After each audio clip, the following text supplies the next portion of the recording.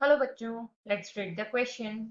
यहाँ पर हमको एक कंपाउंड गिवन है जिस पर अगर हम रोजनमंड रिडक्शन करते हैं तो सी मिलता है। फिर एल्कलाइन KMnO4 से रिएक्शन के बाद हमको डी कंपाउंड मिल जाता है जिसका पर आयोडिक एसिड से रिएक्शन के बाद ई मिलता है। इसके बाद वो कह रहा है इसी कंपाउंड का रिएक्शन अगर आप Na in presence of liquid ammonia and ethyl alcohol से कर देते हैं तो F प्रोडक्ट मिल जाता है जो कि एल्कलाइन KMnO4 के बाद आपको G प्रोवाइड करता है। तो यहाँ से ये कह रहा है कंपाउंड एफ आपका क्या होगा। इन चारों में से हमको करेक्ट ऑप्शन पहचानना है। यहाँ से हमारा की कंसेप्ट क्या कहता है कि देखो हम लोग जानते हैं कि Na और लिक्विड अमोनिया का जब हम रिएक्शन कराते हैं प्रेजेंस ऑफ अल्कोहल तो इसको हम लोग कहते हैं बिर्च रिडक्शन।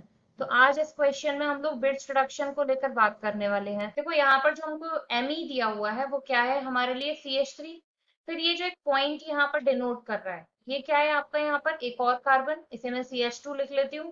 फिर यहाँ क्या आ जाएगा C ट्रिपल बॉन्ड C और ET का मतलब होता है इथाइल, तो इसको इथाइल को भी मैं ओपन फॉर्म में लिख लेती हूँ। ठीक है, ये हमारे पास हेक्स ट्री इन का स्ट्रक्चर गिवन है जिस पर वो कह रहा है कि आपको कराना है बिर्च रिडक्शन, मतलब सोडियम मेटल का रिएक्शन कराना है in presence of liquid ammonia and ethyl alcohol.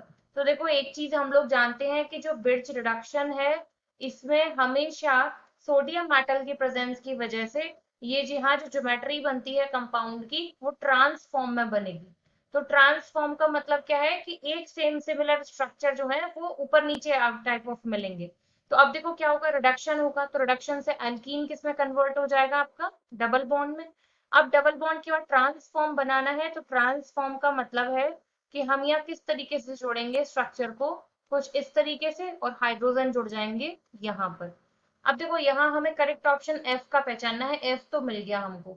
इस ग्रुप को हम लोग ईटी से भी डिनोट कर सकते हैं क्योंकि ईटी का मतलब क्या होता है इथाइल।